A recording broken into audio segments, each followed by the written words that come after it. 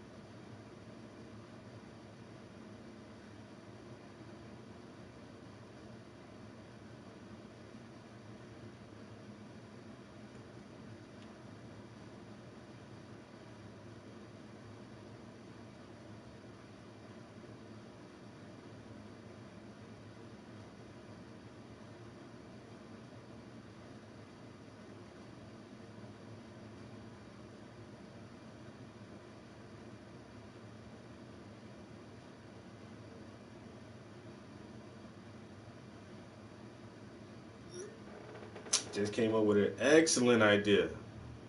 But this is for like people who I really know. Like my man Danny who just won the last one, like I actually know him. Uh and so like I just texted him. I was like, yo, you know what'd be cool? So since you get to write something on the board, what if you get a piece of paper and a marker and write that shit down take a picture of it, send that picture to me, and then I can kind of like copy your own handwriting.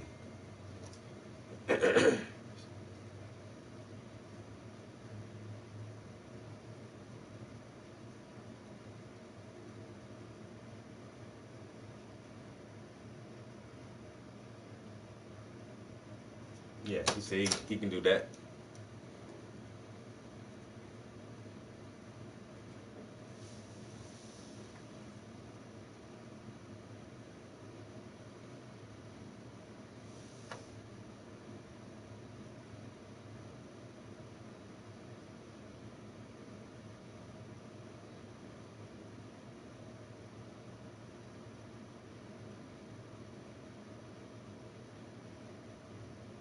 Exactly.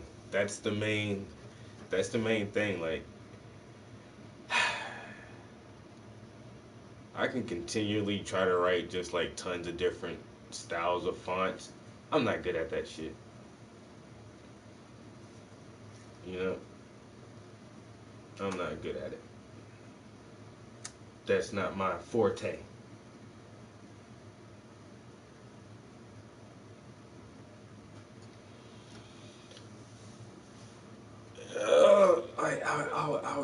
Owie. All right, I'm gonna run downstairs and grab some snacks. 'Cause I didn't have breakfast, so I'm just gonna eat some bullshit real quick just so I can say I ate something.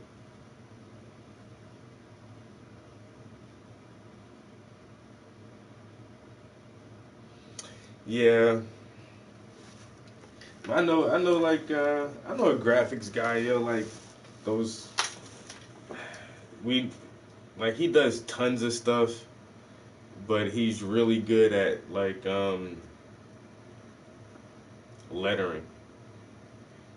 And we've actually worked with him a couple of times for the Black Stratton project where he writes like the letters and signs on the glass windows, but all these different fonts, and he's just like bam, bam, bam, bam, write that shit all different. Like, bro, how the fuck you do that? But it's just practice. That's what he likes to do. He likes graphic design, and he could just freehand like 50 different fonts from memory, and that shit comes out all crazy, yo.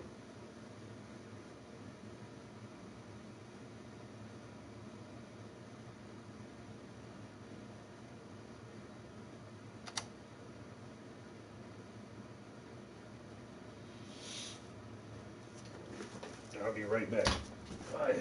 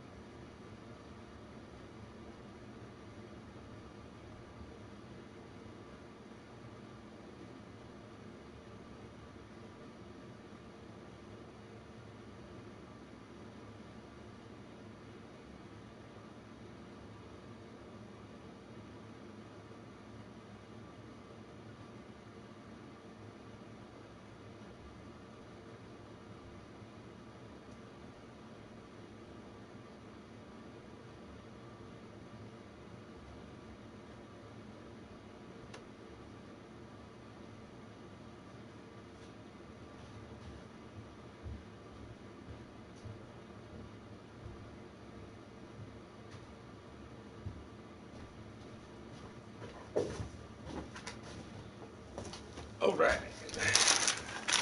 Got some snacks. Some little cinnamon bites.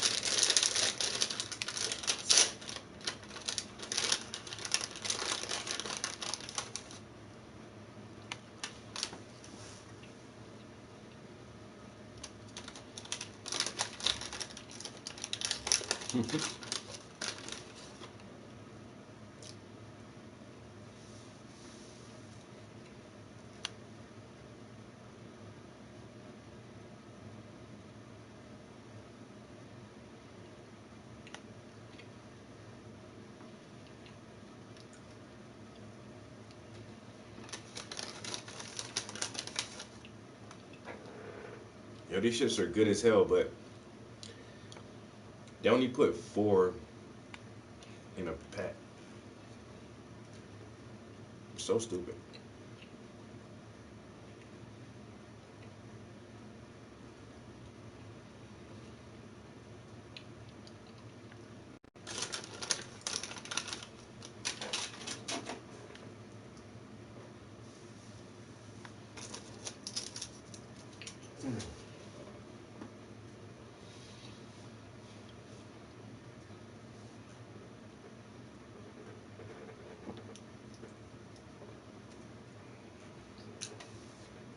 All right. Well, so I don't have my painting here. Um, Something from nothing.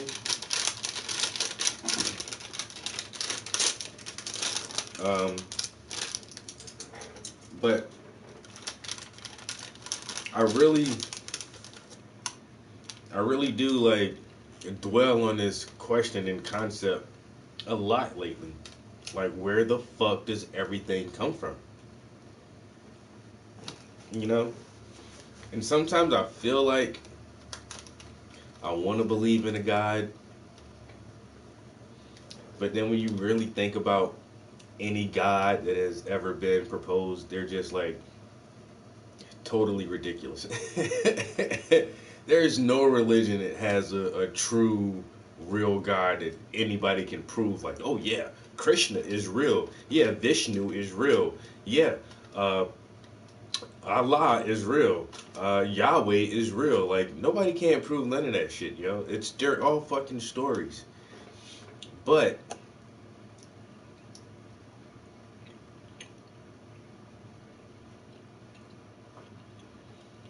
where the fuck does everything come from?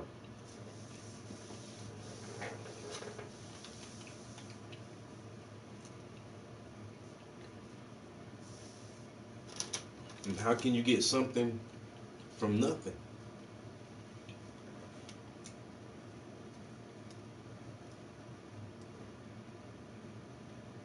Brian Green. I've never listened to this guy before, but I listened to a lot of Joe Rogan, and I've heard this theory before. So there's the bubble universe, which I think he kind of explains the bubble universe. Um, and there is, well, no, he's not explaining the bubble universe actually. Or anyway, but then there is the bounce theory, the bubble theory, the bounce theory, the multiverse theory, and then he's describing something like a system within a system within a system.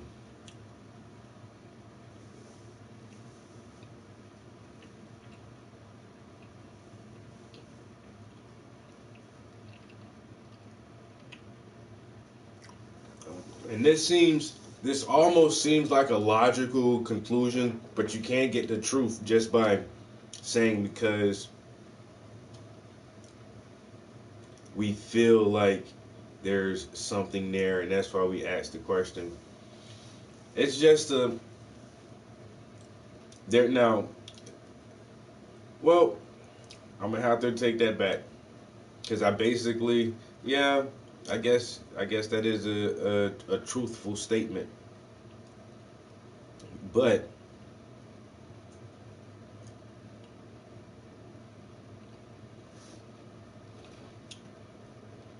I'm gonna see how I said this shit, yo.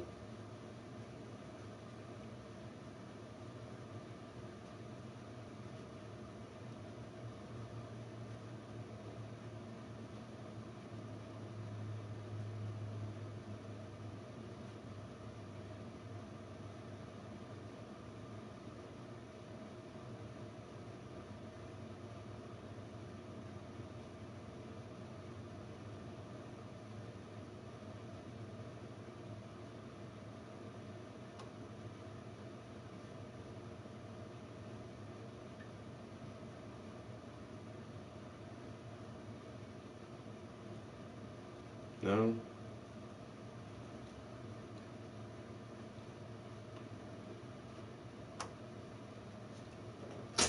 fuck, I can't remember.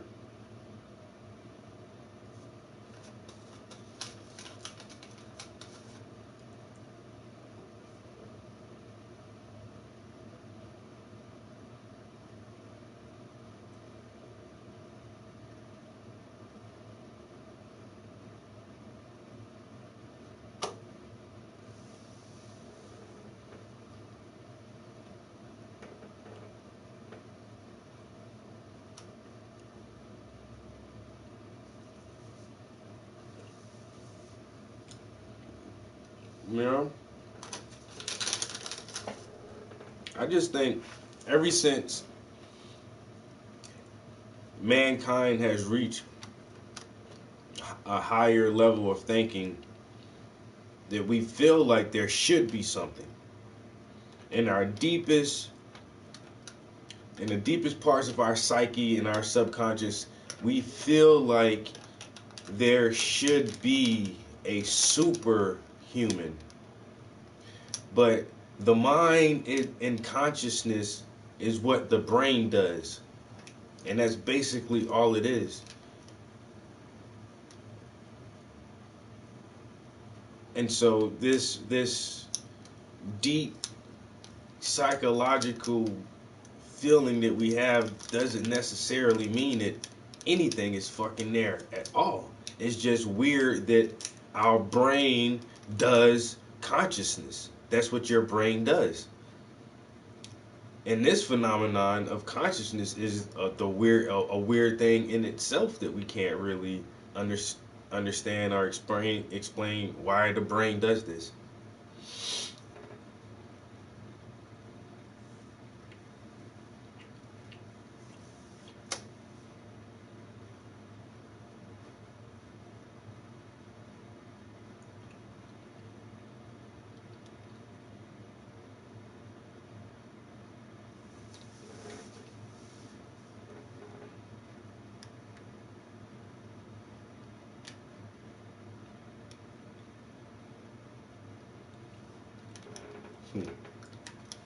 But what this guy says is like, maybe there's this infinite substrate where a big bang occurs and creates whatever, and then with inside this creation there's another big bang that occurs, kind of like the Matryoshka dolls that you stack inside each other, but that shit just never stops having layers to. I don't know. There's so many different ways to fucking think about this shit, yo.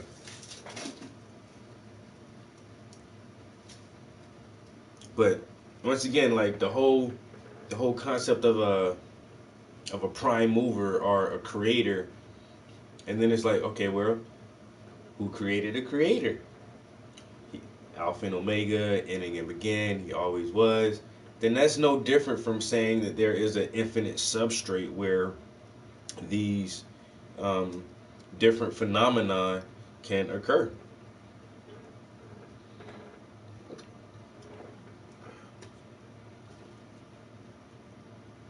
But me and a buddy were chatting.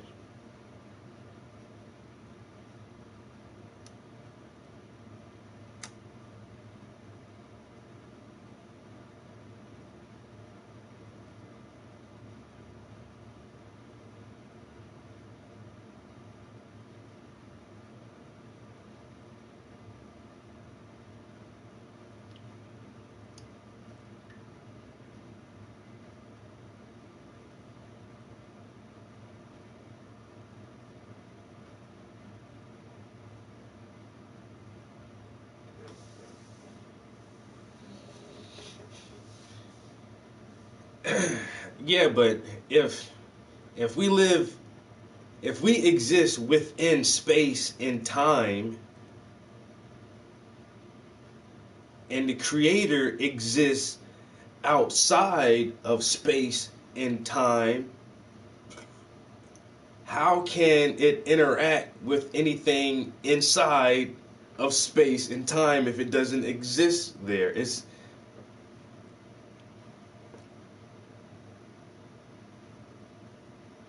uh let's see.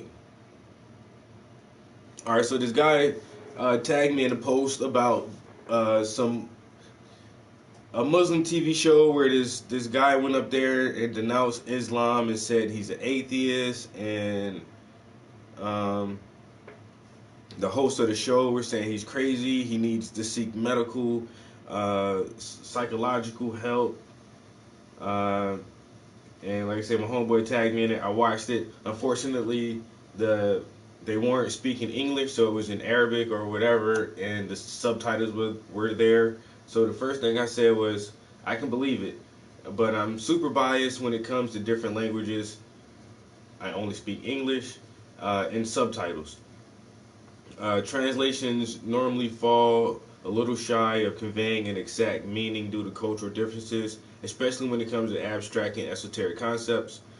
But it wouldn't surprise me if this is accurate. Muslims can be total fanatics over their religious beliefs.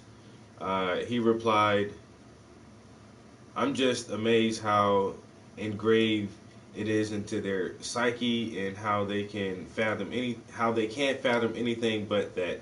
It's astonishing that anyone on this planet in this age can simply not comprehend a reality without it. And my response was, that's why it's one of my favorite topics. So many people shy away from discussions about their beliefs because most of them can't answer the hard questions. But it's sometimes, uh, but it's sometimes that's in the deepest part of, but it's something that's in the deepest part of our psyche. It's been there ever since we've developed higher thought, and I'm almost certain that a belief in a higher power will stay with mankind until we reach the singularity. But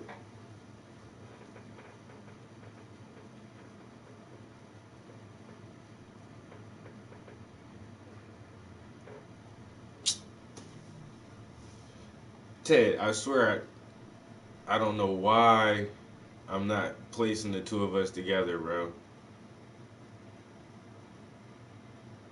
Swear to God. But yeah, this is a very interesting conversation we had, and it's like this thing just won't go away.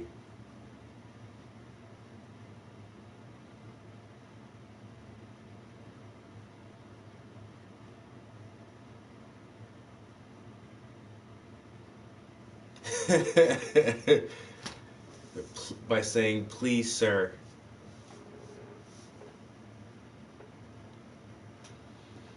Yeah, but I'm not. I didn't really think you were in my YouTube stream. I'm like, Ted S. Ted S. I really. I know. I know. That's why I said this was a good conversation between us on Facebook. But I really didn't. I did. I don't know why I didn't realize that was you here just now on YouTube. I'm happy you're in a YouTube stream because, as you can see,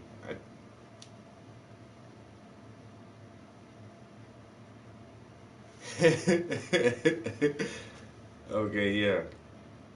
But as you can see, I'm definitely was talking about the conversation we had.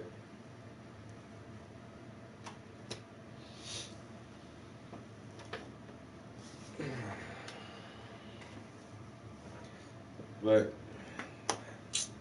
like I say, man,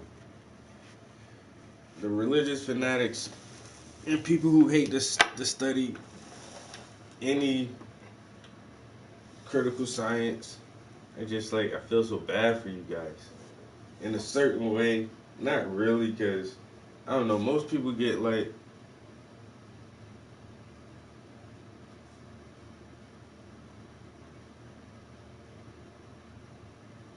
oh yeah, yeah, yeah.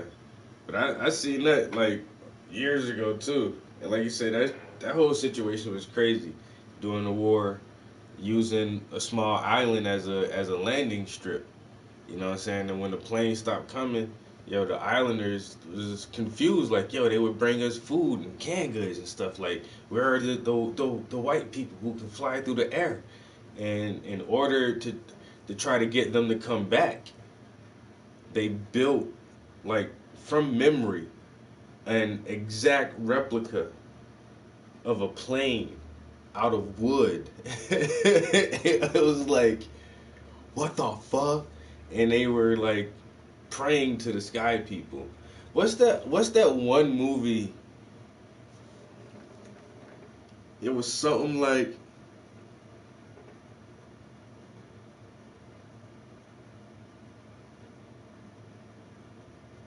Oh my god, I'm falling. My memory is fucked up. But they kind of played that scenario in this older movie with a glass bottle. It was something about a glass bottle, and the native people couldn't figure out where it came from. They thought the fucking glass bottle fell from the sky or some shit, but really, like somebody just threw it.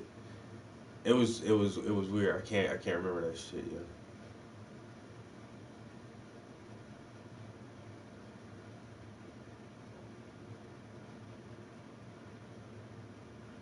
FlyingWhitePeople.com. Oh my god.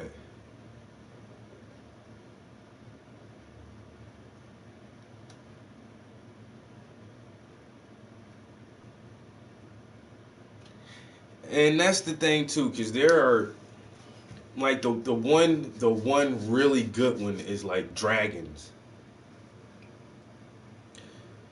So many cultures on different continents have dragon stories. Like, where did that shit come from? Like, did we see something in our past? Was it the Komodo dragons or yo? I did see a photograph of this some kind of lizard. Damn, I can't remember. I meant the like some weird shit. Like if I don't do enough research on it, I don't really repost that shit on Facebook. But it looked like a real lizard. But it was like, yo, these lizards look the most like what you would think a dragon would, and it did. I was like, what the fuck? I ain't never seen no shit like that. But like there are what up, bro? But there are certain little things that we have ingrained into our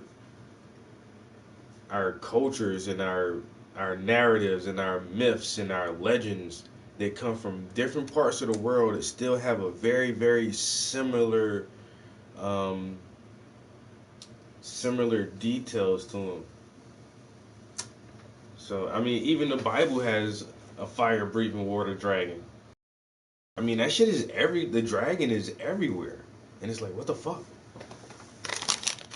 Really though, fire breathing water dragon.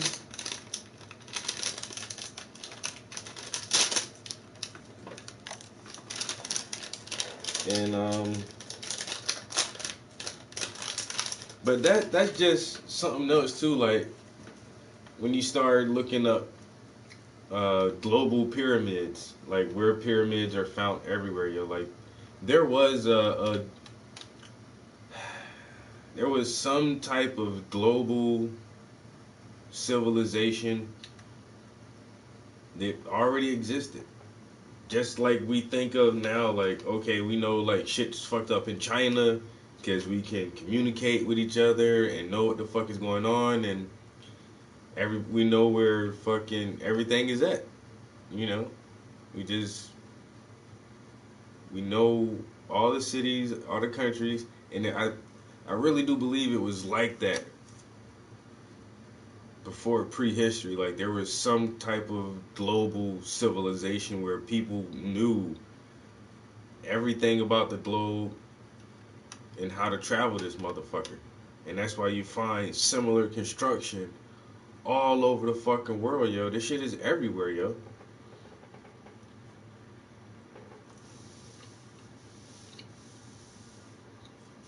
And goddamn, when you talk about flying white people, man, the European has wanted to conquer this entire motherfucking planet and has done a very good job of it. Has done an excellent job of conquering and colonizing most of the fucking world that's habitable. But there's something about Antarctica with the Antarctic Treaty of what 1948 or some shit that says that no country can claim Antarctica as its own land. Are you fucking kidding me? When there may be un, untold uh, resources and minerals and all kind of shit, and no country can't claim it for itself, and these motherfuckers never went to war over Antarctica because they know something. That shit is funny to me. The Antarctic Creedy is funny and suspicious as fuck. Y'all want to own every part of the fucking planet, but nobody can own this part, and all of us agree on that, right? Yeah, here, yeah. All right, yeah, we agree. Because motherfuckers know, like, there probably is some shit down there. That's on some conspiracy, because ain't none of that shit never really ever been proven. But I do think there's, like, more evidence frozen down that bitch that says that there was a global civilization and these motherfuckers were everywhere.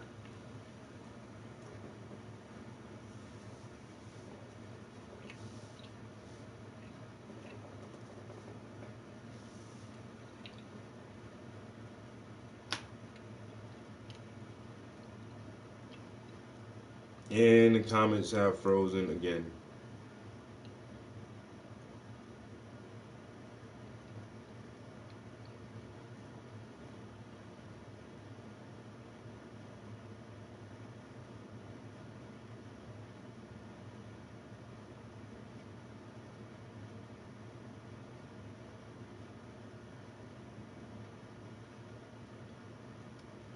Jealous.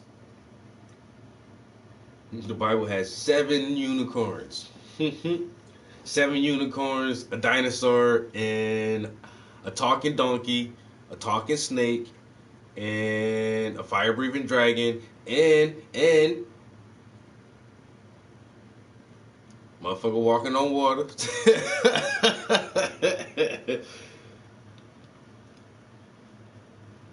Dragons, uh, wizard, lizard. I like that. Wizard, lizards.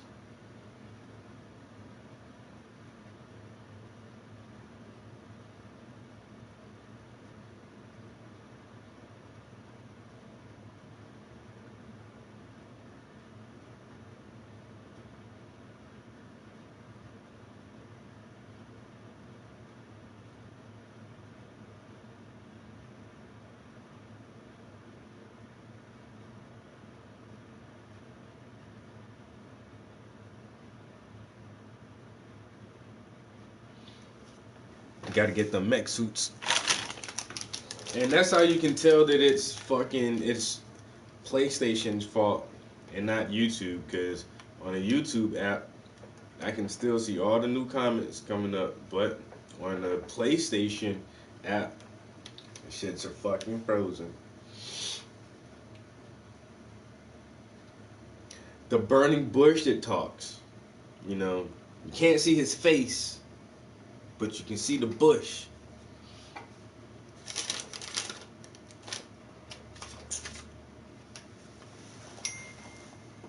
The Bible is just like, why is it hard to believe in the God?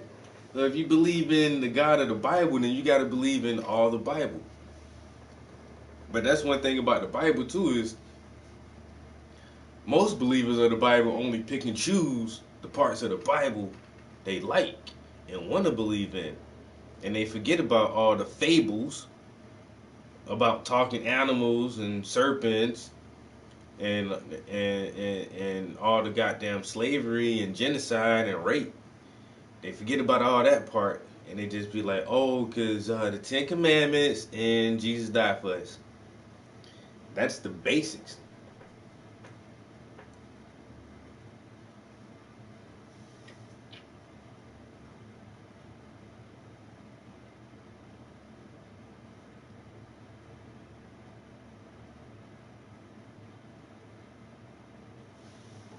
You know, and it's okay to be a maid, and um, the the subjugation of the woman is ridiculous.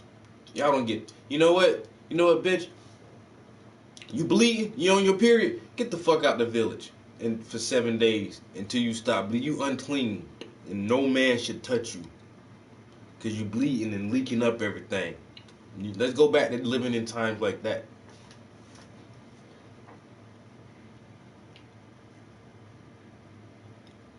A woman should obey her husband and know her place. That's that.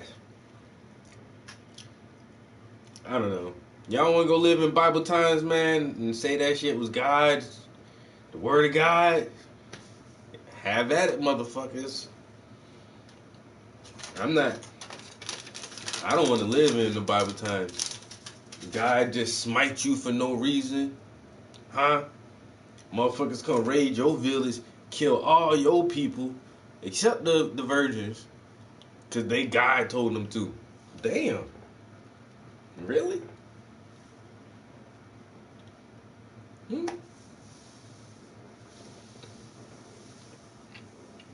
That shit crazy.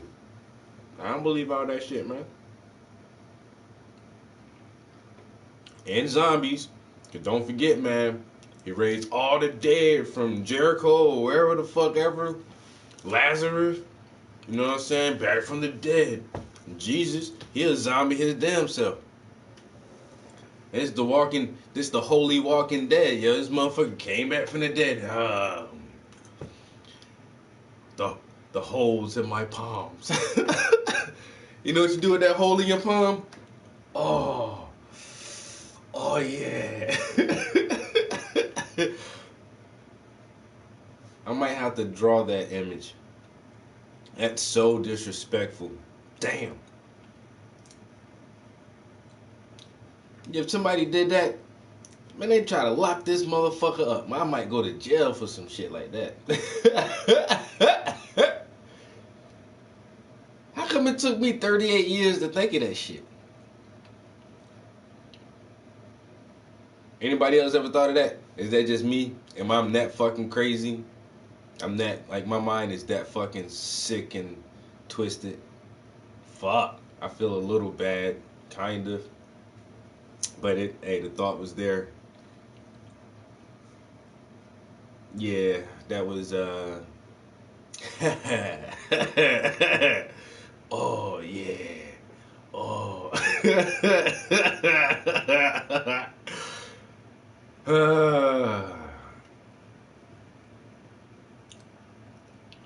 Man, I ain't scared of them Christians. Motherfucker, I'll lynch my ass. Cause they are such good holy people.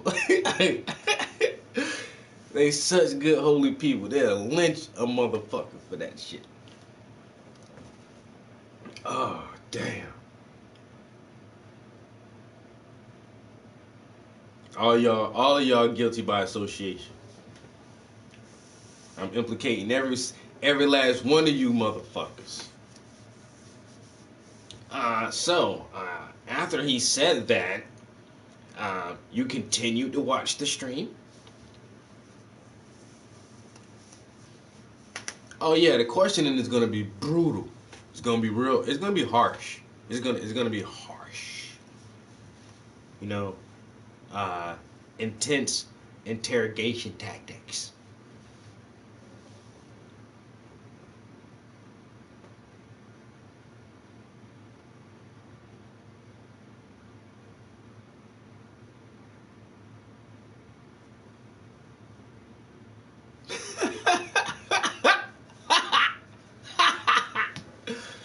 Good luck with your life, bro.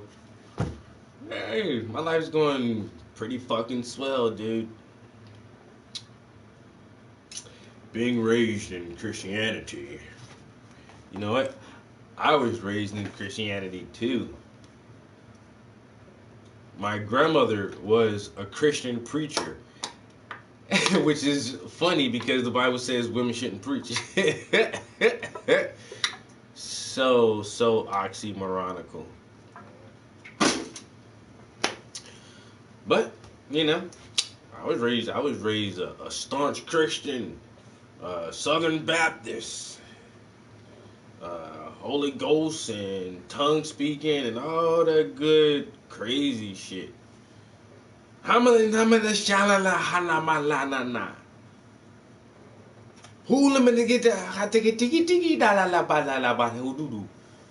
the fuck you just said? I don't know. Then shut the fuck up, bro. You weirding me out right now.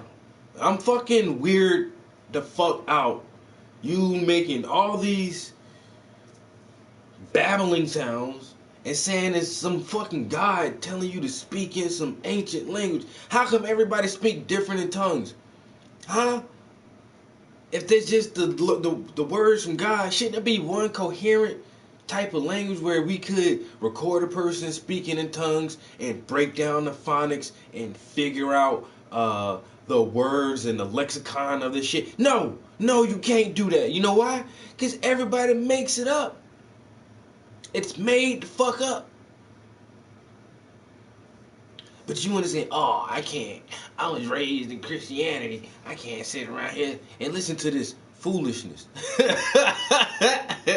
But your religion ain't foolishness. Get the fuck out of here. That's some of the foolish shit I ever fucking heard in my life. Shamana hamalala mana. That shit is retarded. Excuse my politically incorrectness. I ain't sure if I can use the R word anymore. Oh, I have to keep it so tame when we be out in public, bruh, and on the TV show. That's why that shit's so hard for me to do, cause I'd rather do it like this. That's what. Hey man, you know what? You want to do a real interview? Come to my studio. You can do an interview right here in the studio on some real shit, on the real Travis Prince show. For the TV show, we gotta keep it tame, moderate, you know. Especially like I said, at the gallery events, keep it somewhat subdued. I'm in my own fucking house now, on my own channel. You don't like that shit? Ain't nobody making you stay in here. I don't feel like I need to be in here listening to this ignorance. Good luck with your life, bro.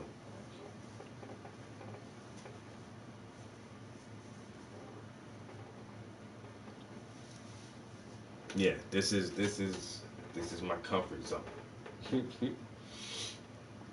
I done started this stream twice. I done been here for 2 hours almost, guys. Let's do a little bit of painting.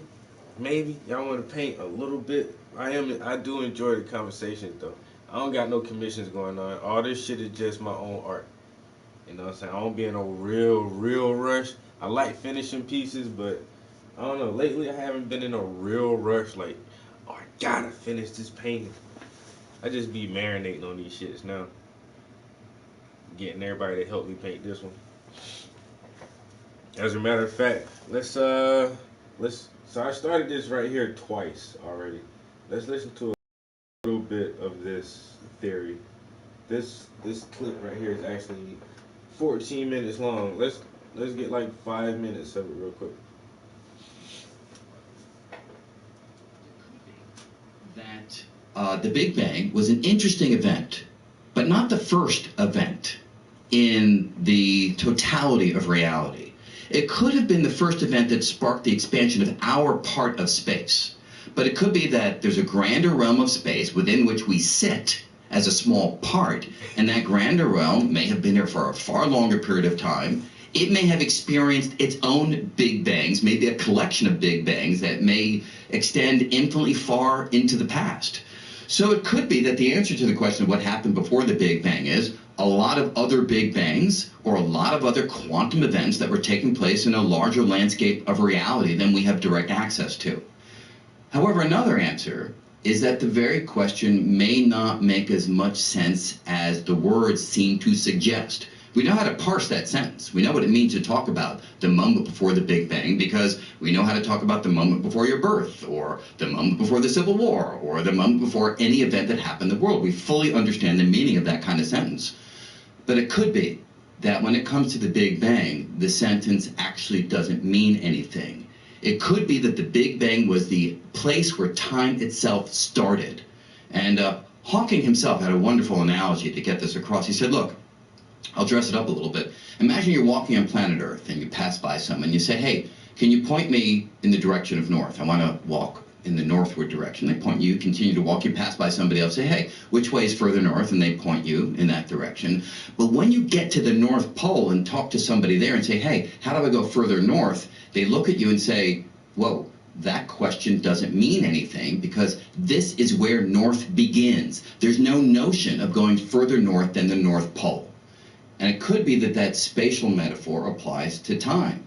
Talk about 1 billion years ago or 10 billion years ago, but if you go to 13.8 billion years ago, the Big Bang, that may be where time started. And you can't go further back in time than the very origin of time itself. That freaks me out. Yeah. See, that's one that it gets in your head. And you go, what do you mean, beginning of time? Yeah. Why would time have a beginning? Good. And it could be that time is an emergent quality of reality. I give you an analogy, but what I mean by that is we all know what temperature means intuitively. Something's hot, you feel it. Something's cold, you feel it. Your body understands those concepts. What physics has done is it's gone deeper into the concept of temperature and revealed that it is nothing but the average motion of the particles making up the environment. So if the molecules are moving really quickly, you've got a hot environment. If the molecules are really moving slowly, it's a cold environment. So temperature emerges from the motion of particles. So if you have like one particle, you can't really talk about it being hot or cold because you need a conglomerate. You need an agglomeration of particles to be able to talk about their average motion. And in that sense, temperature is this emergent idea that rests upon more fundamental ideas, the molecules and atoms that make up reality. Maybe that's true of time. Maybe time as we know it is a property that only makes sense in certain environments when there's enough stuff arranged in the right patterns.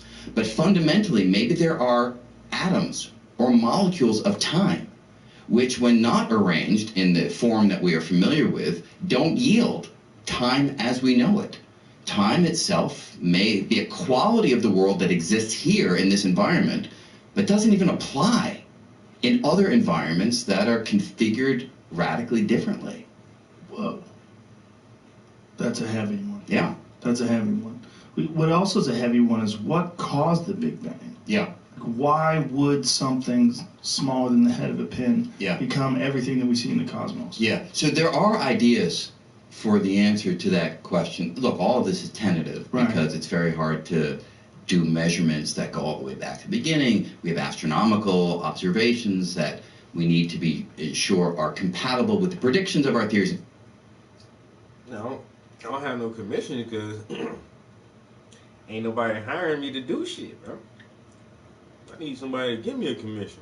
I need a few bucks right about now.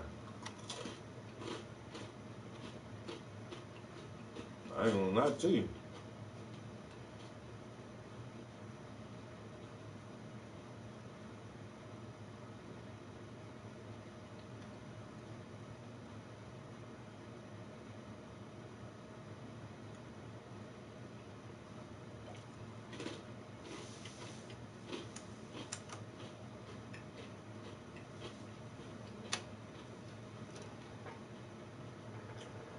Why you gonna hire me to do something, man? You gonna put me to work?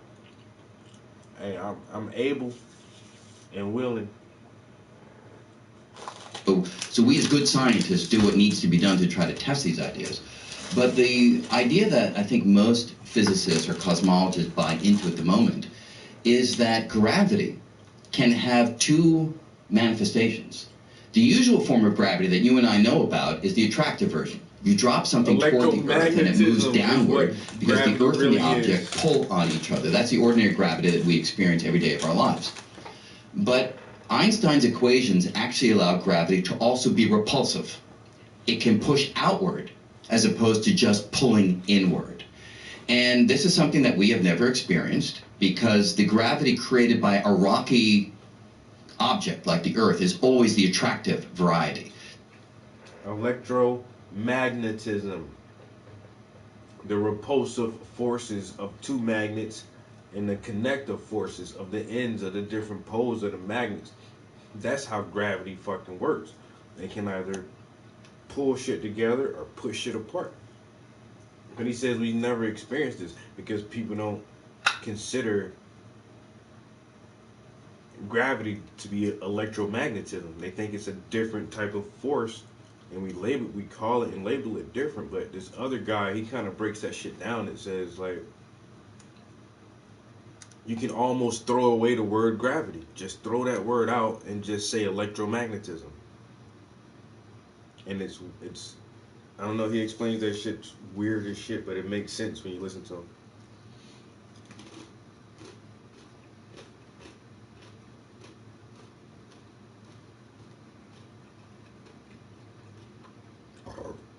Or a collaborative piece? Yeah. Created by the sun. Again, a compact object is always the attractive variety, but Einstein's math shows that if you don't have a rocky object that's isolated in space, but rather energy that is uniformly spread through a region of space, that kind of entity yields repulsive gravity. Why is that important to your question? If the very early universe, that little tiny head of a pin that you're talking about in space, but rather energy that is uniformly spread through a region of space, object like the Earth is always the attractive variety.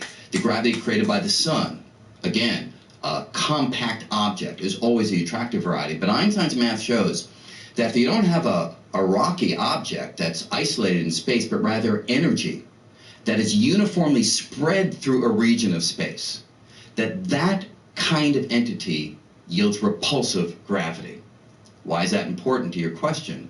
If the very early universe, that little tiny head of a pin that you're talking about, if it was filled with a uniform bath of this energy, we call it the inflaton field, the name doesn't matter, but if it was filled with that energy, it would have been subject to repulsive gravity. What does repulsive gravity do? Pushes everything apart, causes everything to rush outward. So the bang of the Big Bang may have been a spark of repulsive gravity operating with a tiny region of space that pushed everything apart. And this concept of repulsive gravity is just theoretical? Have we observed any sort of element in the universe that... It is theoretical, but it's at a level of understanding that I think most physicists would say causes it to migrate into the camp of established understanding of how gravity works. So number one, Einstein's equations have now been tested over and over again in a whole variety of circumstances. The detection of gravitational waves just a couple of years ago was like the crowning triumph of Einstein's math. 100 years ago, the math says there should be ripples in the fabric of space. 100 years later, we finally detect ripples in the fabric of space. So we are very comfortable with any prediction that comes out of Einstein's mathematics. And right in the mathematics is the prediction of what I was just describing. You've got uniform energy in a region, repulsive gravity.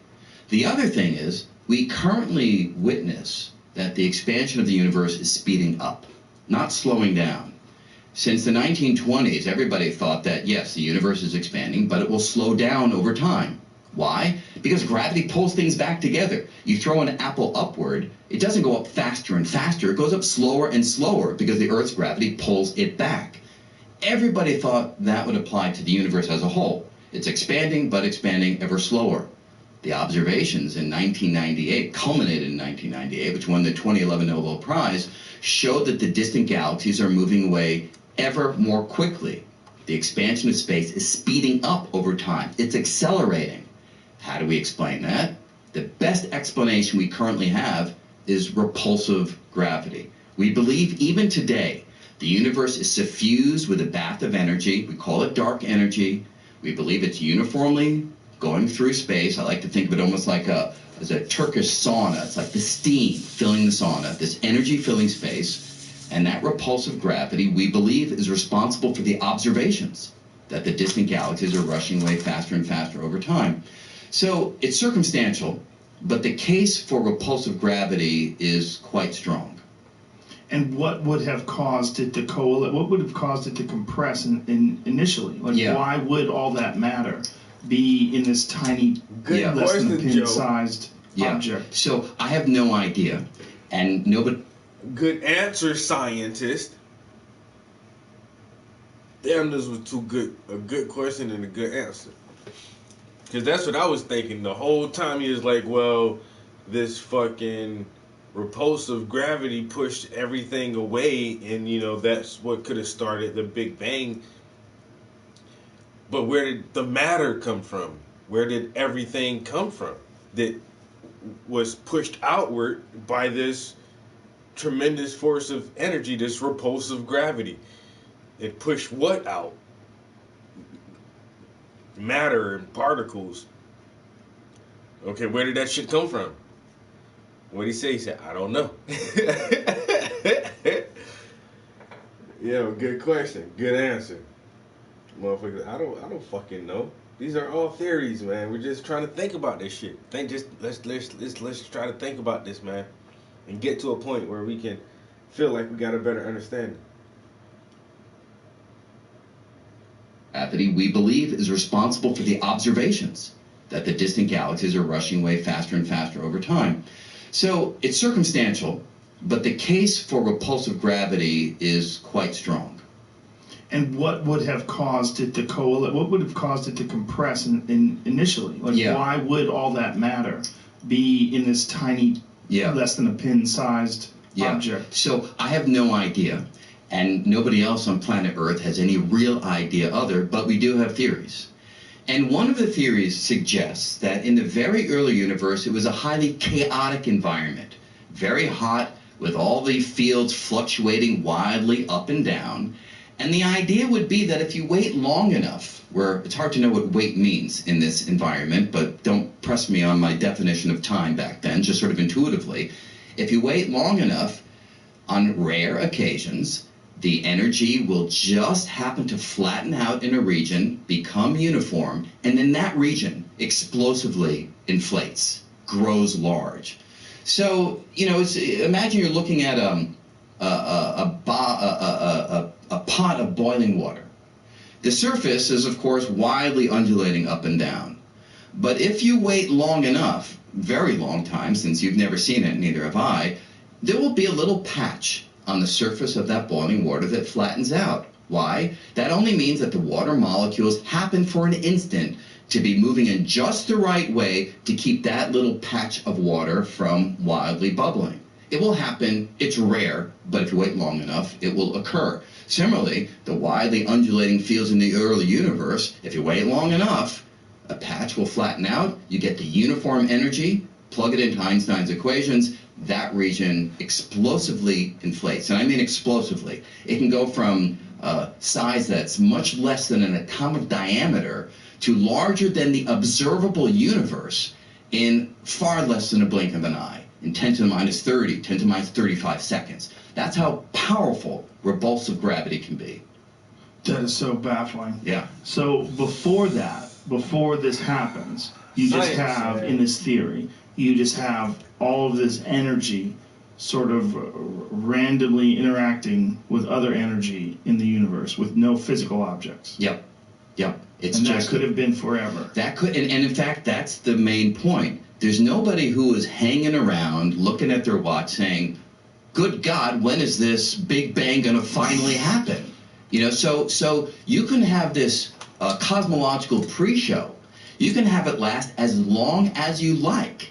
The only thing that you need to happen is that sooner or later, a region flattens out, and then the cosmological show begins. And if we're looking at this model of the universe being this infinite universes with different characteristics and different qualities to them, this could be happening throughout infinity, all over the place. Yeah, and in fact, this so-called inflationary cosmology, is the technical name for the subject, says that. It says that it's quite likely that this explosive inflation of the region that we currently inhabit, it was just one of many such events.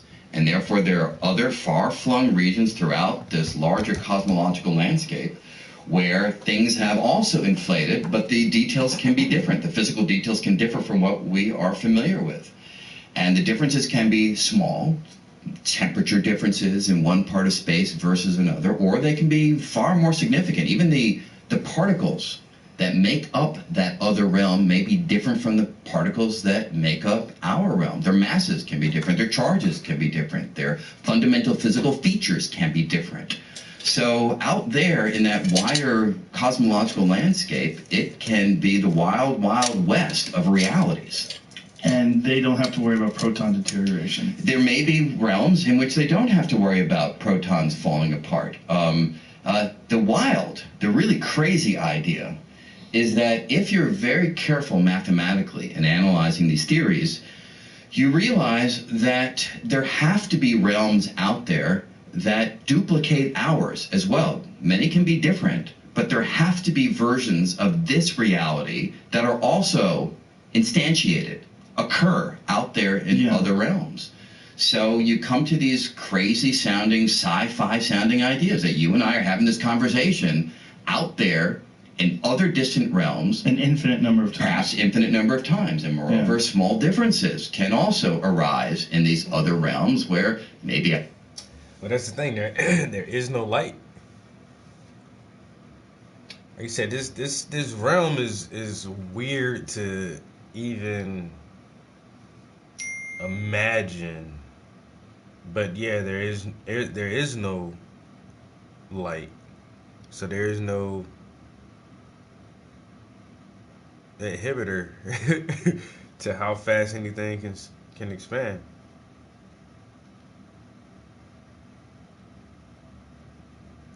That's a really good question though.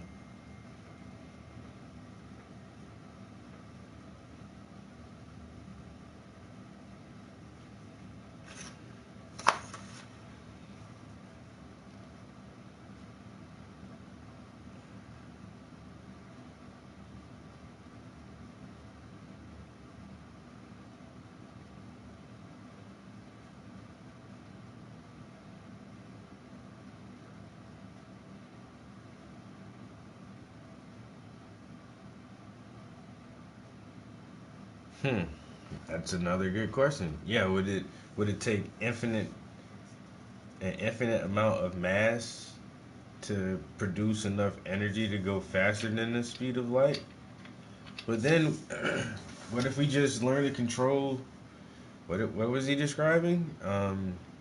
Repulsive gravity.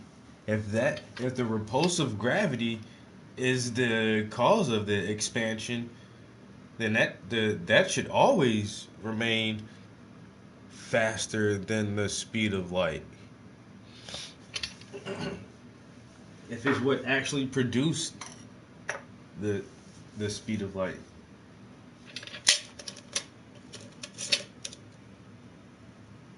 Shit makes my head hurt.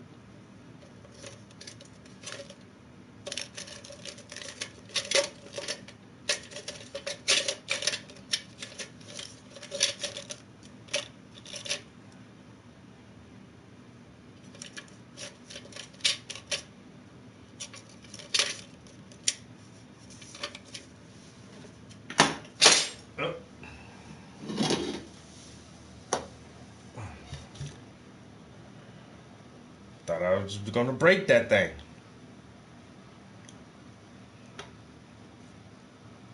Alright.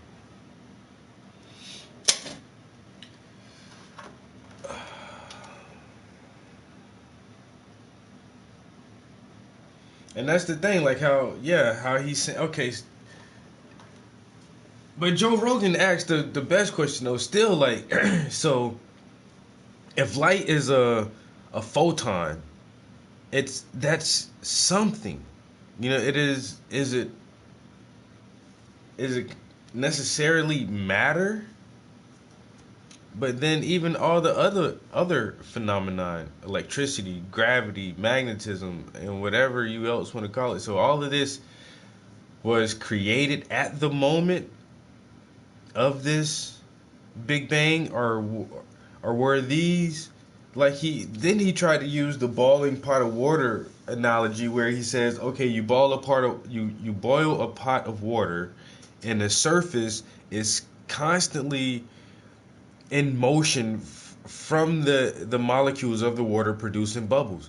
But he said if you wait long enough, eventually all of these molecules will line up just for that one moment to create a steady, still spot. But so are all while this Oh my God, I'm getting lost in my own thoughts. So what the fuck is even bubbling, in this hypothesis? Are these the other phenomenon that we know as light and magnetism and entropy? Like, is that bubbling up, and then you have repulsive gravity, and all of these things synchronize for an instant, which causes their frequencies to harmonize and create this massive uh, eruptive force that propels what? Where did this stuff come from to start with? And then, like you say, like, if this is the scenario and this repulsive gravity pushed everything from the head of a pin to the over the size of the observable universe, then how come light seems to be the fastest thing that we can observe, but we know about this repulsive gravity? I need a nap. I gotta sleep on this shit. It's quantum. It's a particle wave or quantum wave.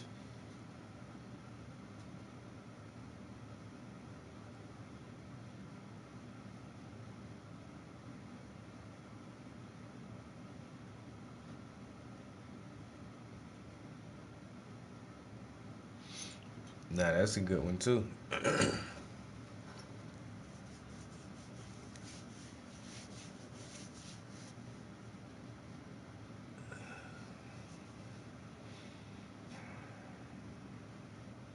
Like I said, there's so much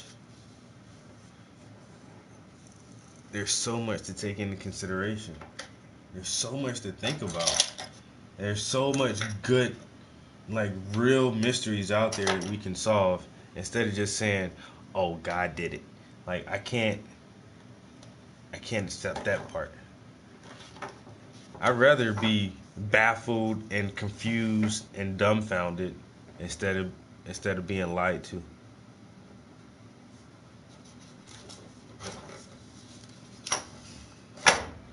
Cause this shit is confusing as hell to me.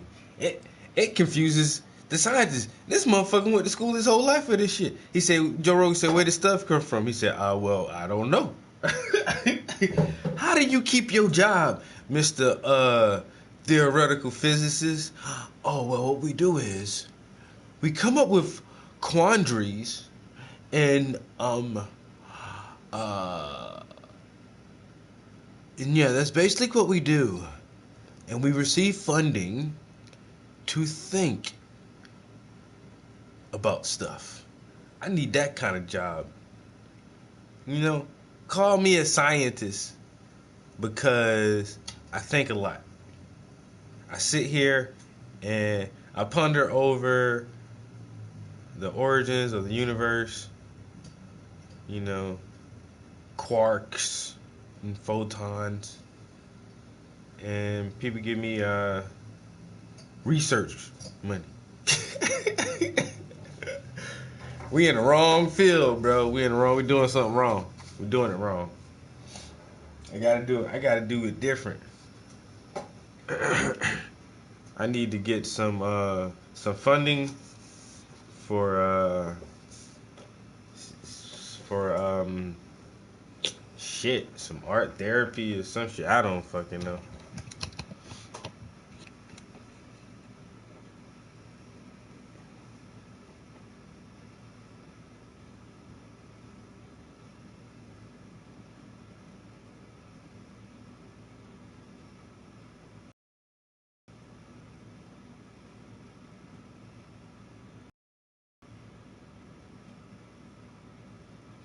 You gotta have infinite mass. And then when they say they hypothesize that traveling close to the speed of light would actually have a very substantial shift in time for the individual who is traveling, and time would slow down significantly compared to the world around him, which is also fucking weird as shit.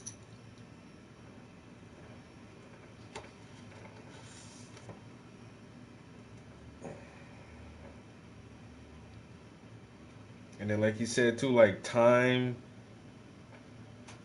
is a product of space, but it only like exists if enough things are lined up properly. It's like shit.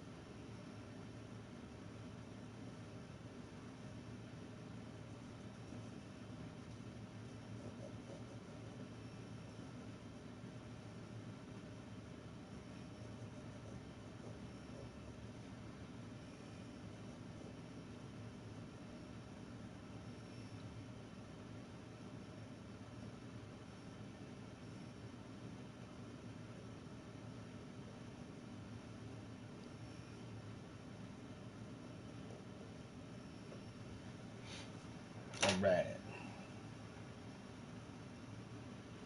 Are interchanged at the table, or maybe your name is Joe Green and I'm Brian Rogan, or there's like strange realities that can be taking place.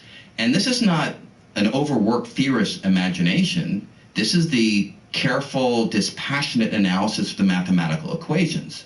Now, I should say there are some physicists who see this implication and say, whoa, you guys have fallen off the deep end. Your theory has imploded. Hey, bro, you been having problems with your chat. I just started my stream twice. Well, this is the second one this morning, and after a few comments, my chat just fucking locks the fuck up, yo.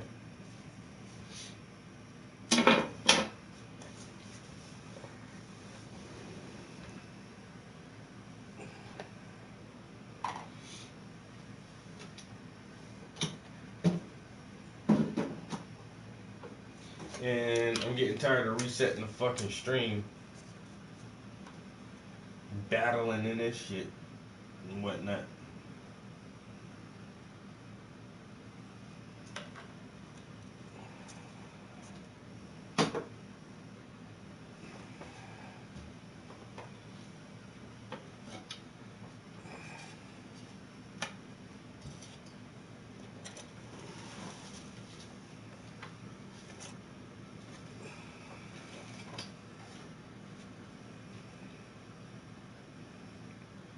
That's what I'm thinking, yo. It's on the PlayStation side.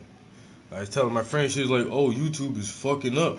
I was like, I don't think it's YouTube, because I can read the comments. Like, if I go on the YouTube app, I read the comments fine on the YouTube app. It's the PlayStation app that shit ain't acting too tough right now, yo. And like I said, I ain't gonna lie, man. Sony normally good with that shit. Like, I really haven't had any major issues in a while, like at least a year. But I remember like a year or so ago, like it was doing it real bad for like a couple weeks. Then they got their shit together where I didn't, never noticed it for a long time. And now, right back to the bullshit. We right back to the goddamn bullshit, Sony. Y'all need to. I ain't gonna lie. I don't know what y'all need to do, but y'all need to do something. I don't care what it is. But y'all need to do something. Y'all need to do that shit like now, immediately. You know? Cause I pay my subscriptions. I'm a PlayStation Plus member. I need some answers. I need better quality.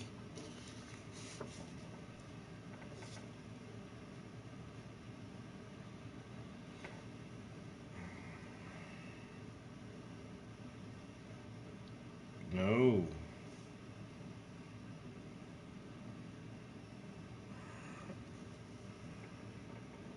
My man Blunt moving.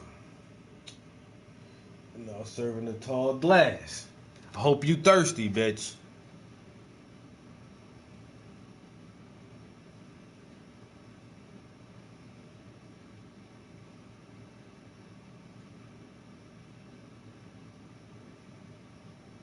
Yo, appreciate it. And man, I don't be wanting to be all conspiracy theory and shit like that, bro. But I swear, yo, it just seems like sometimes certain shit be happening to certain people that don't happen to other people. And I be like, is that just me thinking that? Maybe I'm overthinking some shit. I do that shit a lot. I ain't gonna lie. I try to check myself. I try to watch myself, analyze that shit, cause like nigga, you just overthinking. You worried for no reason. You probably like too high. I gotta evaluate and throw all that shit in there. But then sometimes it just be like, I think a motherfucker trying to fuck with me, yo. Yeah, these motherfuckers they just fucking with me. Hey, what the? Wait a minute. What the fuck is? Nah, I gotta be tripping. I'm just tripping. And sometimes it don't feel like you be tripping, bro. Sometimes that shit feel for sure, for sure. And you can feel that shit like, yo, these niggas is fucking with me.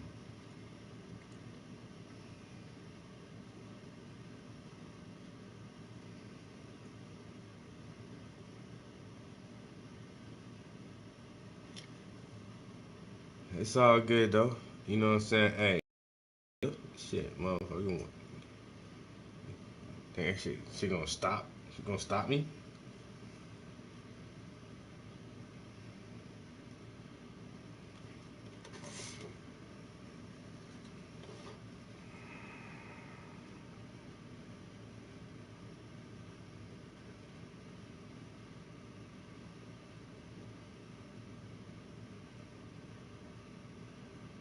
Yeah, that's one of the best statements up there. Love that shit. I don't know why I ain't got my overhead light on. I can't see shit right now. Ooh, Lord have mercy. I'm about to fuck this shit up, bro. It's dark and I'm blind. Damn.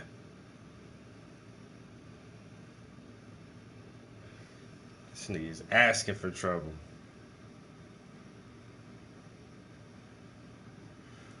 Whoa, Travis, how did you fuck up your painting? First of all, I like painting in the dim light. The fuck is a dim light? It's when it's dark, nigga. It's darkness. Hmm. I can't do it. Let me turn this other light on. This nigga is legally blind. And I think it might be time for me to get a new stronger prescription, cause my shit don't be acting right sometimes. I gotta go to the eye doc. I might need some LASIK. I'm tired of wearing glasses. I'm tired of going to the doctors every 2 years, and these motherfuckers keep saying the same shit. Oh, your eyesight is getting worse. Bitch, I know that.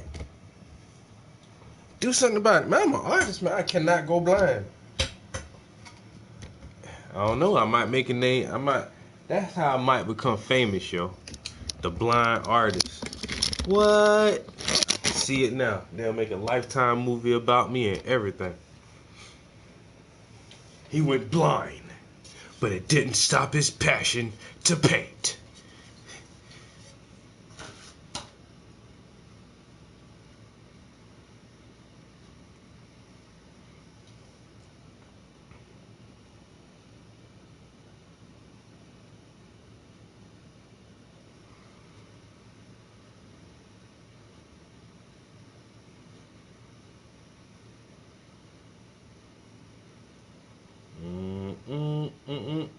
We gotta get a coronavirus update soon.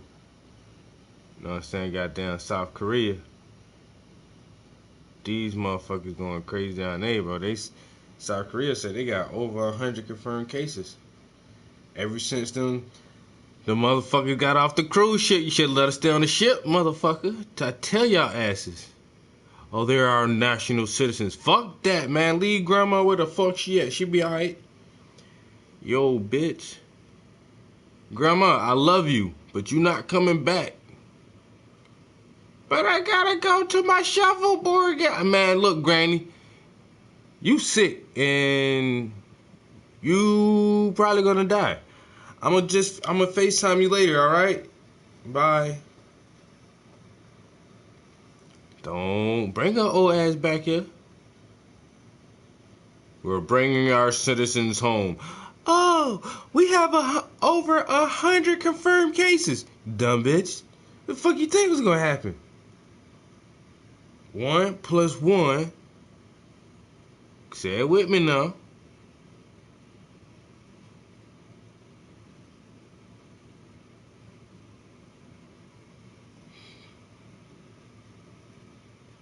We have 2 hospitals on lockdown.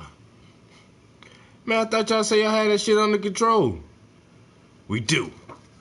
By locking down the hospitals. Oh my God. We all gonna die.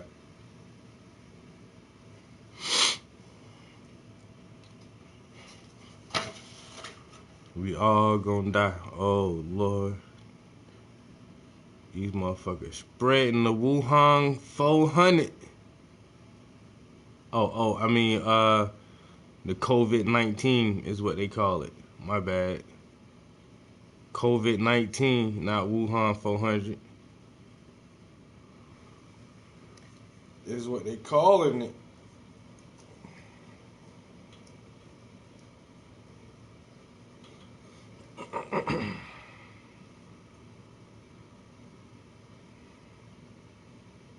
Dukas.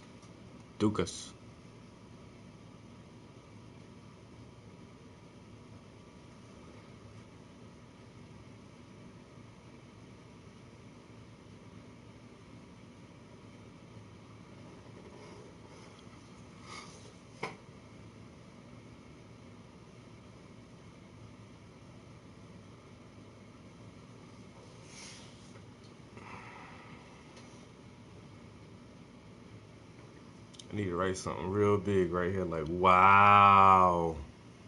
Like who the fuck wrote wow right there like that? Wow. Like bitch, you ain't had shit else to say?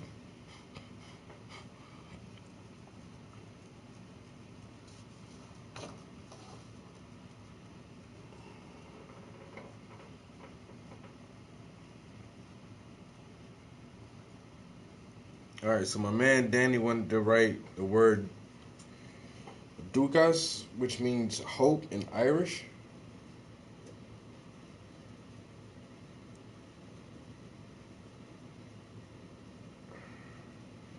So that's pretty cool. We got all kind of shit going on up there now.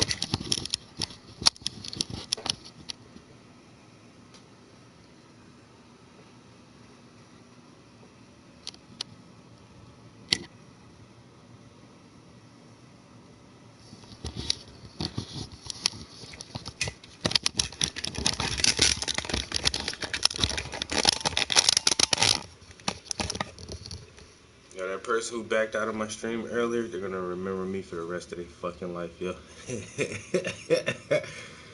They probably tell somebody about me later on today.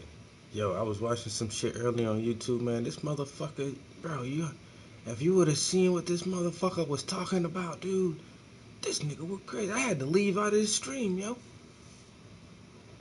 Fucking pussies. Because any theory that predicts that kind of a wealth of realities that are kind of untestable because they're so far away that we will never interact with them, that's the kind of theory that we have been trained to avoid, to excise.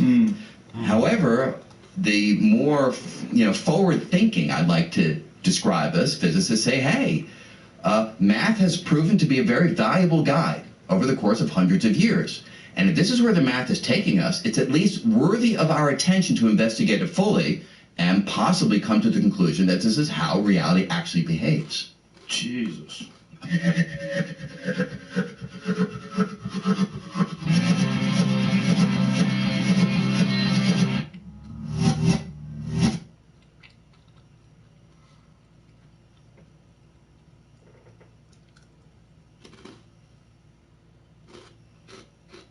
D1, what's up, bro? And 4, 3, 2, 1. Hello. Hello, Joe. Thanks for doing this, man. I really appreciate it. Oh, this is exciting. I don't think I've ever had a conversation as long as we're about to have. I've been listening to the happiness hypothesis over the last few days, and I really, really enjoy it. I'm really enjoying it. It's really fascinating stuff, man.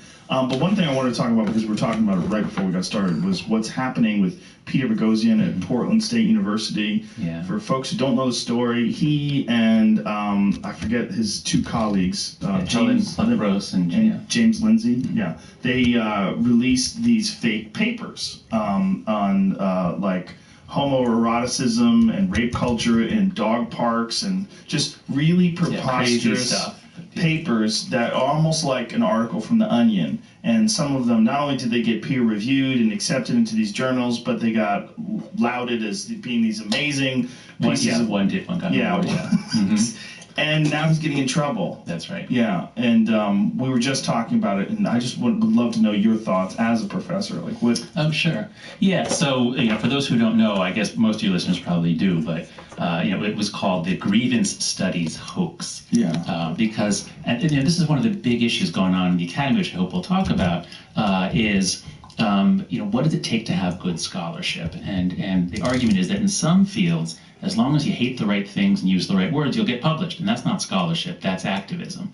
And so these three people who did this hoax, they were trying to show that that's the case. And so they wrote these papers. One of them was actually a section of Mein Kampf. Yes. And they just substituted in something about feminism for Nazism, something like that. I watched some of those old clips, Joe. I don't remember if that one actually got published. I think it did. At any rate, the point is, they were trying to show that some of these fields in the academy are not really about scholarship. They're just about showing that you hate the right things. They're activism. And so there's no way to break in within those closed worlds. So they did a time-honored thing. They did a hoax. They submitted these papers. They made up fake names, and a lot of them got accepted. And now what's happening is that the Portland State University, which is only one of the three, is a professor. He's an assistant professor, so he's not tenured. Of course, he has a lot of enemies, and of course, I don't know what's going on behind the scenes, but it looks like some of them wanted him investigated for violating the IRB, the Internal Review Board, because the claim is they fabricated data. Because one of the papers says, I inspected the genitals of 10,000 dogs in the dog park. It's like obviously absurd. Yeah. And he said, in 63% of the attempted humping, because the thing of the article was the idea that, you go to a dog park and you see dogs humping each other, and they were interpreting this as rape, as doggy rape. And so he's got all these fake numbers in there. So is that fraud? Is that data fraud?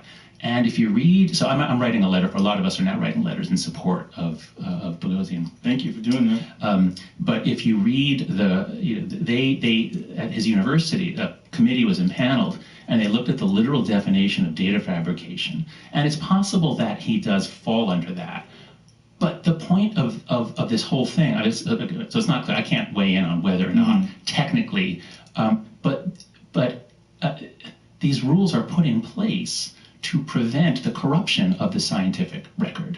And what he was doing was not going to corrupt the scientific record. It was done to correct it. Right. They were doing it to show that there's a huge problem, and then they were going to unveil it. So the question is the university going to interpret this in the worst possible way, the narrowest possible way, and thereby make fools of themselves, look like laughingstocks?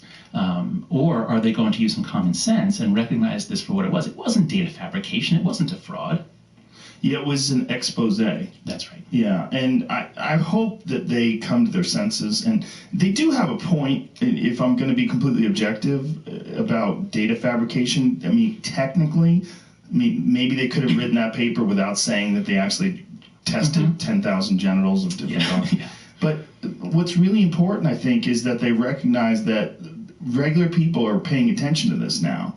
People that aren't involved in this very insulated world, and they're going, this is crazy. Like, imagine if your children are going there, and your children are being taught at this school that's willing to accept this kind of nonsense.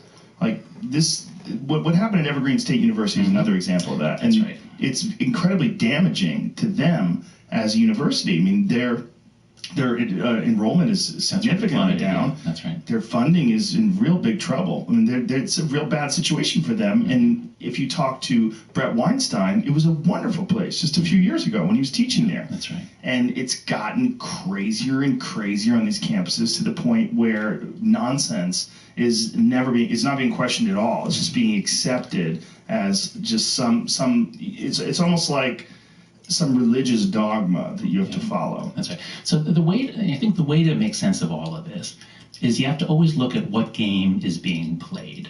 So human beings evolved in small-scale societies. We have all kinds of abilities to function in those small-scale societies. One of those is religious worship. We're very good at making something sacred and circling around it. Another is war. We're very good at forming teams to fight the other side. And we love that so much we create sports and video game battles with team versus team. So there's all these different games you can play. And the truth-seeking game is a really special one and a weird one. And we're not very good at it as individuals. And in my view, the genius of a university is that it takes people and puts them together in ways where each person, like scientists aren't these super rational creatures that are, looking to disconfirm their own ideas. No, we're not looking, we want to prove our ideas. We love our ideas. But a university puts us together in a way in which you are really motivated to disprove my ideas and I'm motivated to disprove yours. You put us together, we cancel out each other's confirmation biases. So the truth-seeking game is a very special game that can only be played in a very special institution with special norms. Okay, so we're doing this for my whole time in academia. I started grad school in 1987 at the University of Pennsylvania. And then just in the last few years, it's like some people are playing this really different game. And it's like if I'm playing tennis and I hit the ball to you, like we're in a seminar class, I give you a question, or I challenge you, you come back, and we go back and forth. And in the process, we learn. So that's kind of like playing tennis. So I'm doing this, and then suddenly, someone tackles me. Like, what? You don't do that in tennis. No, but they're playing football, you see. And in football, it's a much rougher game, and you're trying to destroy the other side. I'm not really in football, but I'm saying and so as norms of combat come in, and what I mean by that is political combat, as some people within universities see that what we're doing here is not seeking truth. We're trying to fight fascism, or we're trying to defeat conservatism, or we're trying to fight racism, or whatever, some sort of political goal. And these games are completely incompatible. And so that's why this madness has erupted, where you see professors saying something, maybe it's a little provocative. I mean, going back to Socrates, that was kind of the point, was to provoke. And you see these bizarre reactions, emotional reactions, groups organized to demand that a professor be fired because we're playing different games. Yeah, how did this start? How did it start? Because it seems like there has to be an event or something, or a trend. Well, so the book that I just put out in September with Greg Lukianoff, The Coddling of the American Mind. I read the first chapter of that as well. Okay, well, thank you for admitting that it was only one chapter. Usually, I dove into that one because unfortunately I was reading that, and then I got on a flight and I just wanted to zone out, so I listened to this one on tape. Okay, all right, well, I'll tell you all about it. But the key thing is that book, The Coddling of the American Mind, was something that we wrote because Greg began observing this weird stuff happening in universities in 2014. It all starts in 2014. Most of your listeners have heard about safe spaces, microaggressions, bias response teams, trigger warnings, all that stuff. That stuff didn't exist before 2014. It just begins creeping in then, and then it kind of blows up in 2015.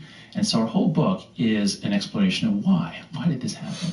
And so to your question about was there an event, our answer is there are 6 different causal threads. There's like all these social trends, some going back to the 80s and 90s, that came together around 2014 so that students are a little different, and then there are certain forces acting on them that are different. And so you get this weird new game, you get this explosive mix, you get some students who are actually very drawn to grievance studies.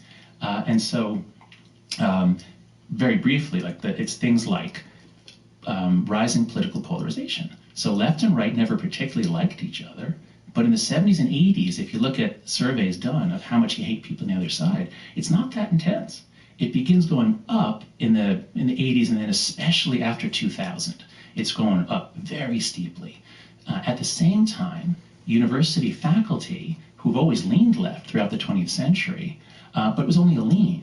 And in the 90s, it begins shifting much further left, so that now faculties, especially in the social sciences and humanities, are pretty purified. They're overwhelmingly on the left. So you have a more left-leaning university at a time when left-right hostility is getting more and more intense. And so any question that has a political valence, now there's a lot more people who want to do the football game. Not the truth-seeking game, but that we got to defeat the other side. Don't give me nuance. Don't give me data. We know what we believe, and damn it, we're going to, So you got this changing political situation. And then you've got a couple of threads about what we've done to kids. So, and this is a whole nother area of conversation for us, but we basically took away free play and gave them social media. The same, basically kids who were born in 1995 and after, Gen Z, they had really different childhoods, and they're not as prepared for conflict and college. We'll get into that later. But you put all these things together, you get kids who are much more anxious and fragile, much more depressed, coming onto campus at a time of much greater political activism. And now these grievance studies ideas about America as a matrix of oppression and look at the world in terms of good versus evil, it's more appealing to them. And it's that minority of students, they're the ones who are initiating a lot of the movements. It's such a strange time to be on the outside and watch this, because a person like myself has always counted on intellectuals and professors and people like yourself to sort of make sense of things and to reinforce the idea that freedom of speech and free debate are critical aspects to knowledge. And one of the things that's most disturbing when you see in schools is people that are even marginally right-leaning or centrist, being called Nazis and being silenced, and they're pulling fire alarms when they're speaking. Even people like Christina Hoff Sommers, who's a feminist, gets shouted down, and people are yelling at her and calling her a fascist. It's just very strange. It's very strange to watch from the outside, and it's also very strange to not see any pushback by the professors. So sitting here and seeing this happen and thinking, well, these poor kids, they're going to have to go into the workplace. They're going to have to, right now they're in this very insulated environment. They're going to escape that environment when they graduate, and then they're either going to push this ideology into the workforce, which you do see now. That's it, especially with tech in the companies. Last year. Right. That's right. No, that's right. I know it's strange to look at it from the outside, and believe me, it's stranger from the inside. But one thing I can say that would be helpful here is that from the outside, what you see is the news reports. And the news reports are going to be very selective. And so especially what happens is because, universities have always leaned left, and so the right-leaning media have always been suspicious. So the right-leaning media has huge coverage of every little thing. And sometimes it's exaggerated, sometimes it's misinterpreted. For the most time there was something there. Left-leaning media tends to ignore it. And so I go around the country and people on the right expect that, oh my God, it's chaos and mob violence on campus, which isn't true. That's an exaggeration. And the left is like, problem? What problem? There's nothing changing. And so I think the key thing to keep in mind here is that there's about 4,500 institutions of higher education in this country. Most of them are not selective schools. They'll take anyone who comes. And in those schools, not much is happening.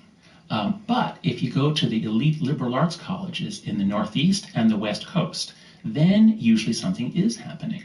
And so at Heterodox Academy, it's a group that I co-founded of professors that are pushing back. It's bipartisan. We have as many people on the left as on the right.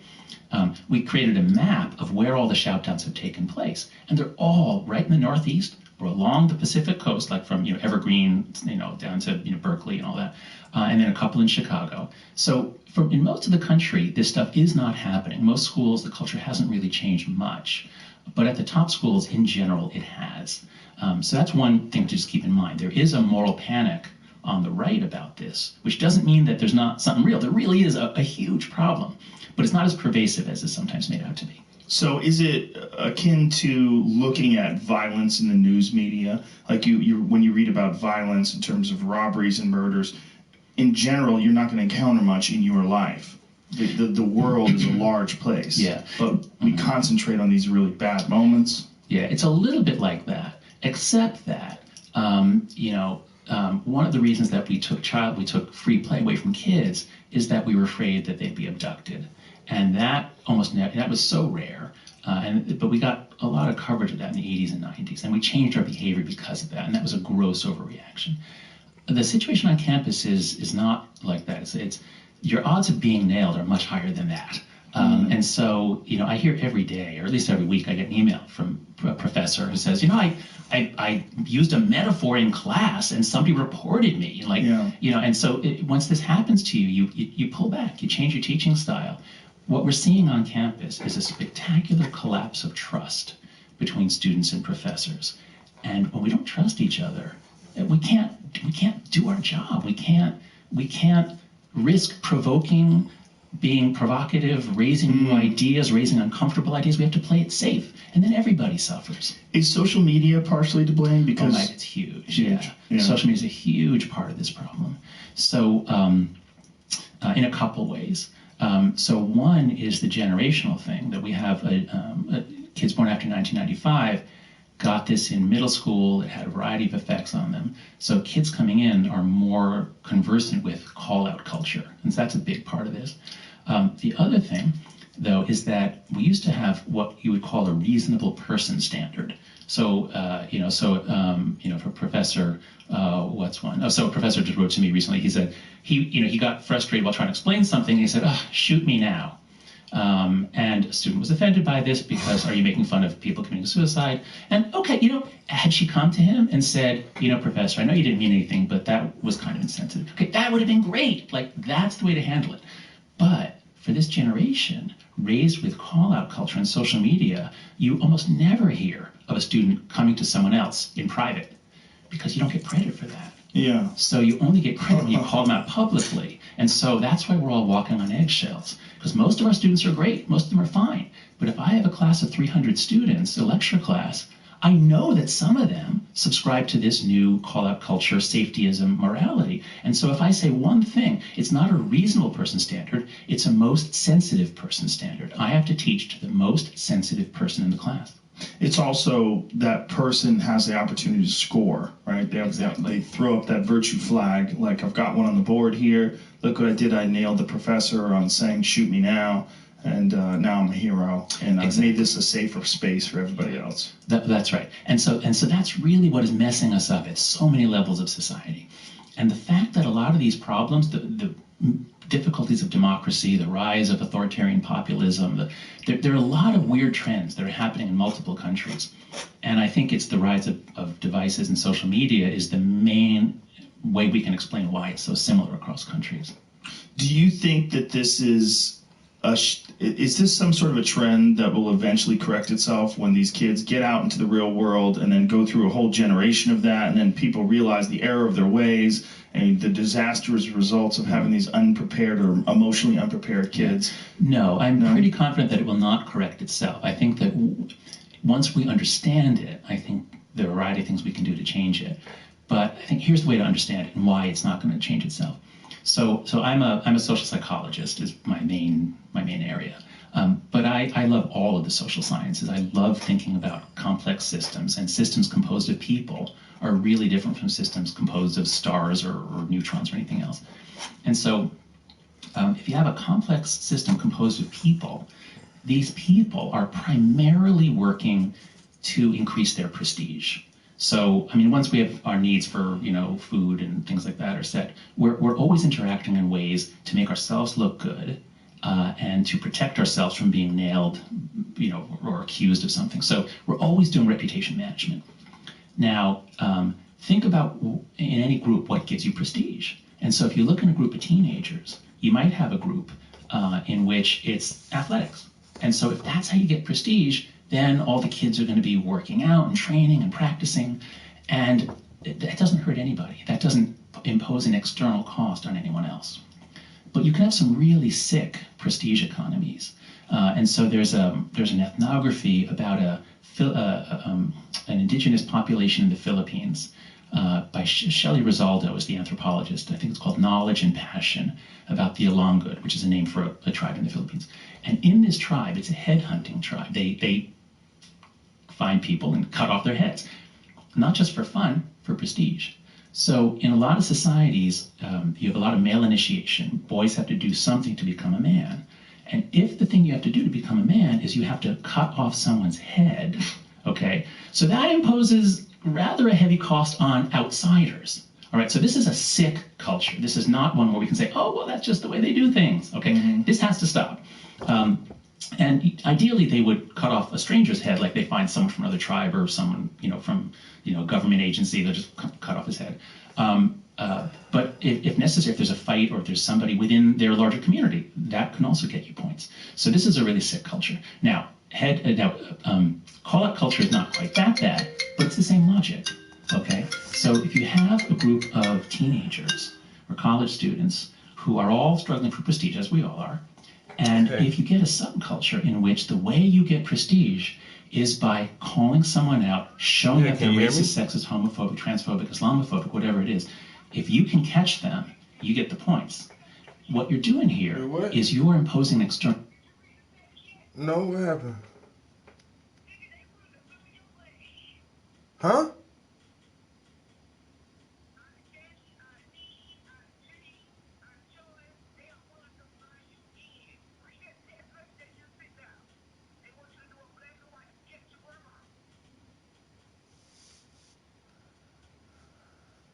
All right.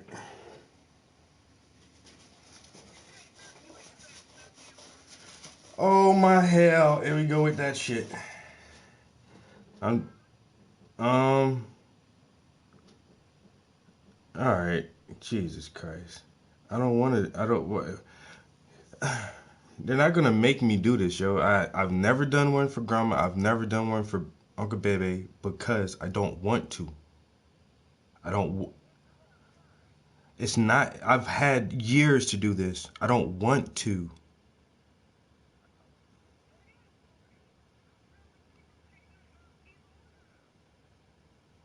I could have done it whenever I wanted. I don't want to paint them.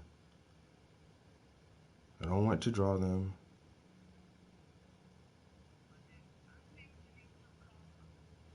Why don't anybody realize that shit, yo? Like, if I wanted to do it, I would have been did it. I don't want nobody to force me to do that shit either. I don't want to. I don't want to.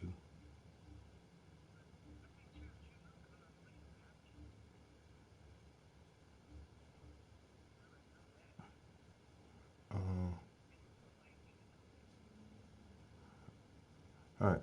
I'm in the studio painting right now. I'm on YouTube Live, so I'll read the text message and I'll contact some of them.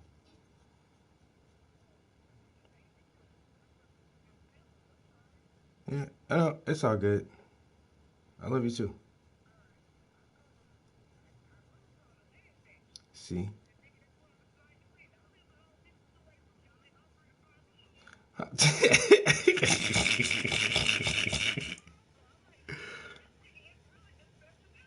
Oh my God. I'll read it. All right, bye. Oh my God, man.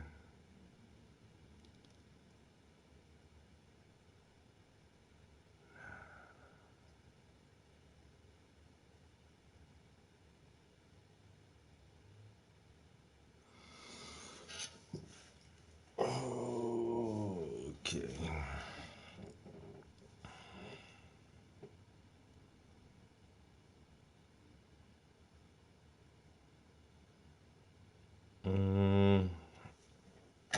I may have to have like a family conference call here in a minute.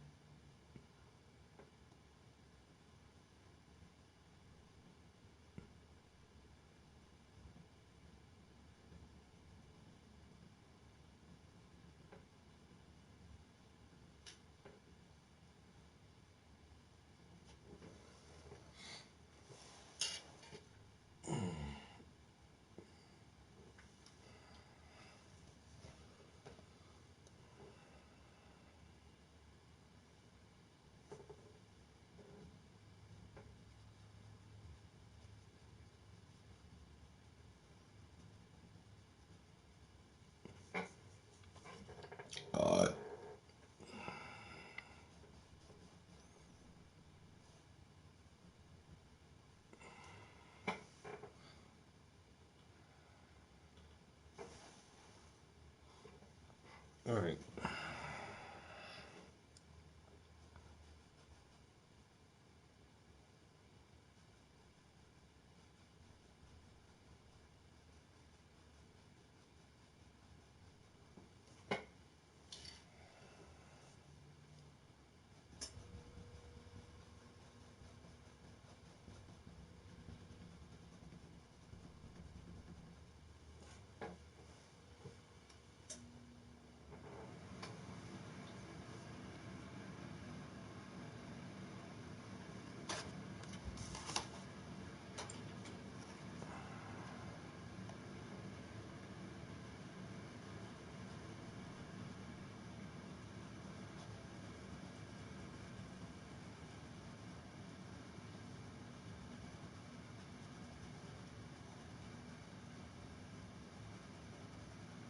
Alright, guys, think I'm gonna try to get to a stopping point here.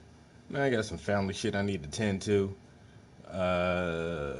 Probably do some adult shit today, like go file my taxes and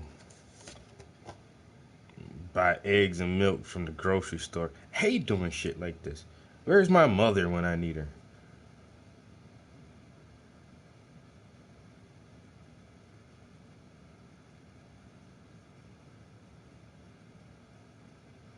Hey, Mom, can you file my taxes for me? You're a grown man, Travis. File your own damn taxes. I don't want to, Mom. All right, go here. I'll do it on TurboTax for you.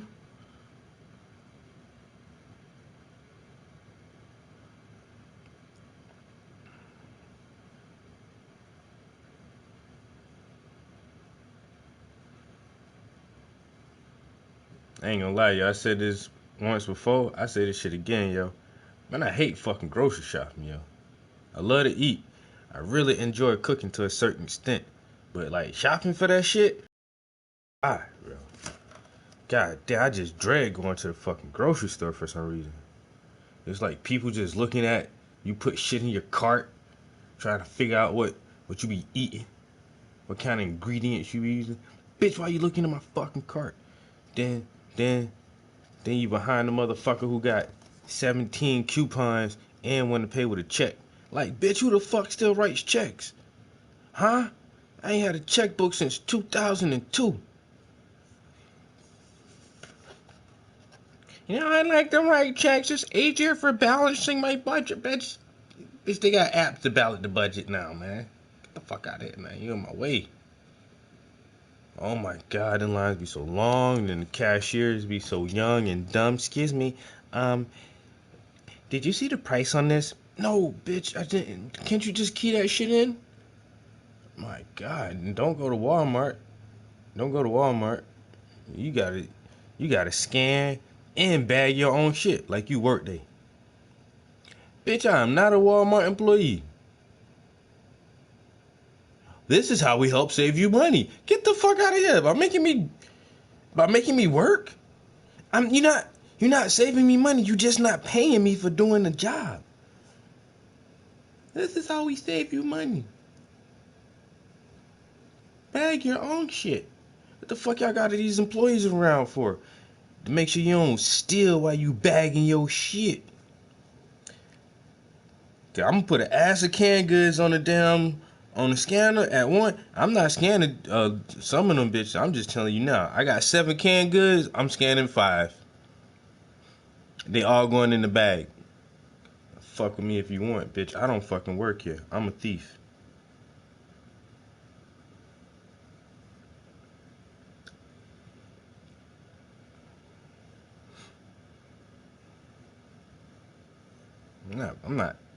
I'm not playing these games with this new society. Fuck all that shit, man. I grew up in a different time. Damn, I sound like my parents. Or if I had parents. I have parents, but you know what I mean. Sound like old people used to sound when I was younger that didn't make any sense. Now that shit makes sense now. I grew up in a different time, motherfucker, where we went outside to play. We rode our bikes to the park because we ain't had no motherfucking Fortnite. No, if I wanted to, you know, see my homies and shit. We scrapbook, nigga, photographs. Go get you a photo album. Start making you a photo album. We had disposable Polaroid cameras to save our memories. We ain't had no goddamn Snapchat and Facebook and WhatsApp and all this other bullshit y'all niggas got. You know what I'm saying? I come from a different time, man. You know what I'm saying? My rappers was out there really shooting people. Gang banging. Now y'all got these soft ass, snitch ass. Everything different, man. Everything different. I can't acclimate to these new conditions.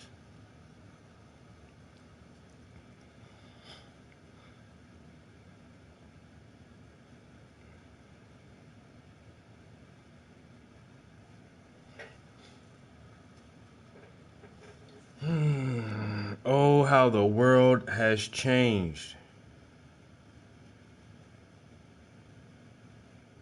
Back in my day,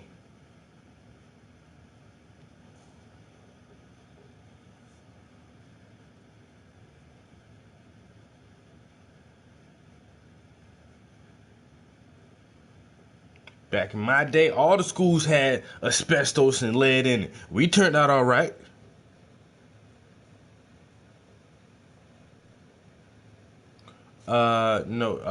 No, you actually didn't turn out all right at all. At all. You motherfuckers are fucked up.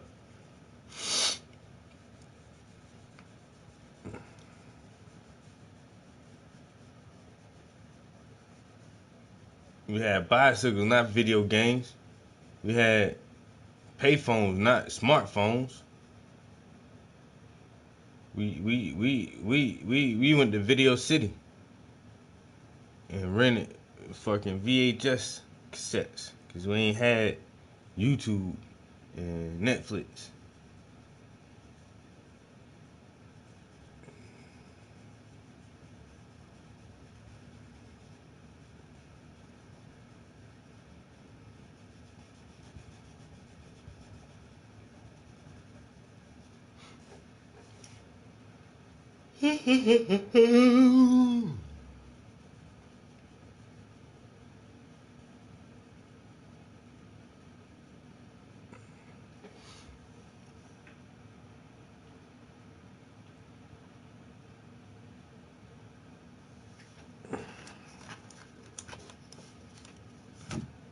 And then later on, I'll come back and add some more contrast between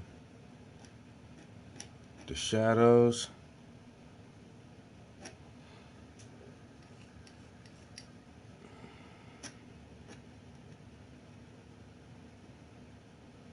And try to get this texture of this concrete to look believable.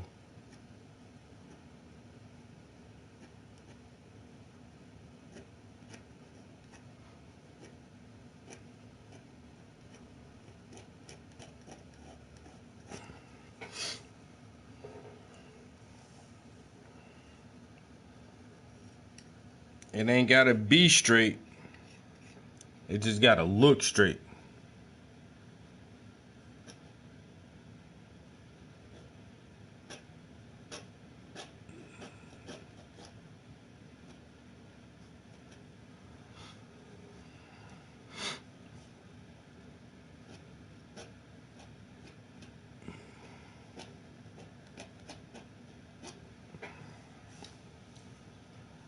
Oh yeah. Try to do something like that. Hey, try to do something like that. Oh, try to do something like that. Hey, try to do something like that. Oh. Man, I ain't freestyle for you guys in a minute. If I come back in here later on today, we definitely gotta get some corny freestyle Saturday.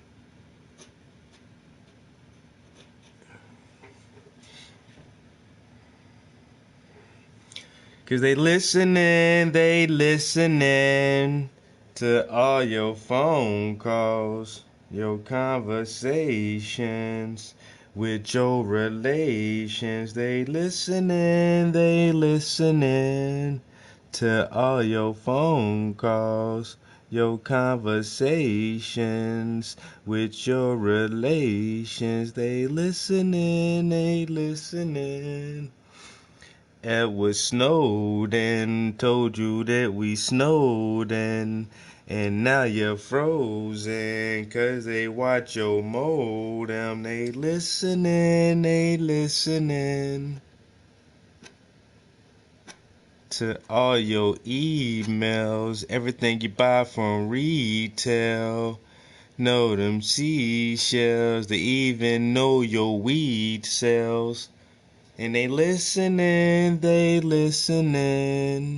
to all your phone calls, your conversations with your relations. They listening.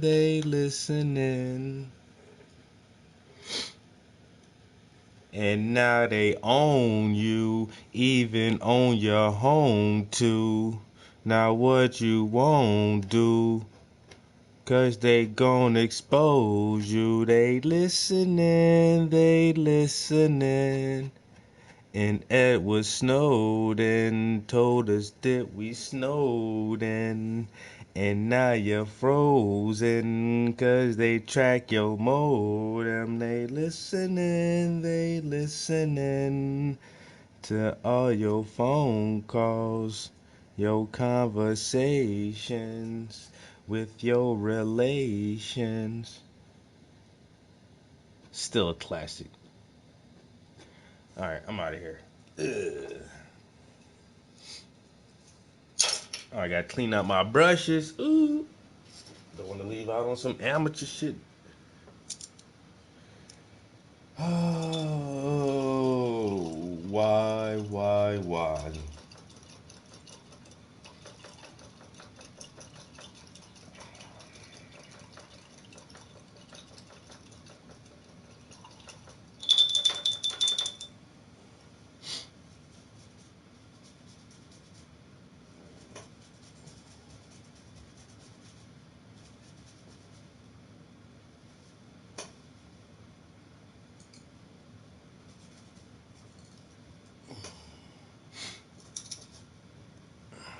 Tocas.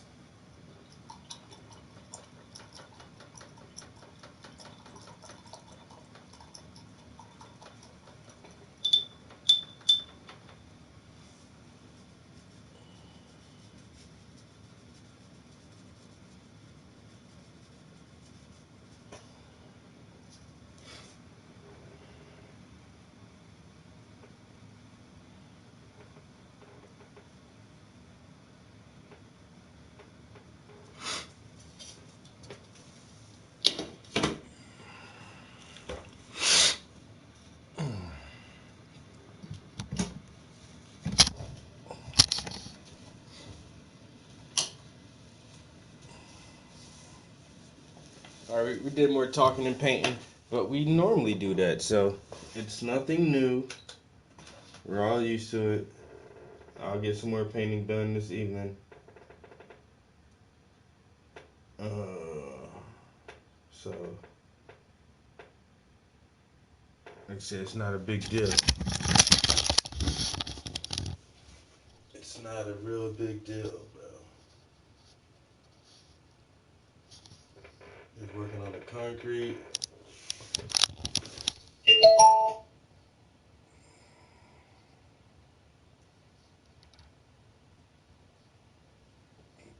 Trying to scrape in some of those finer details and get it that rough look.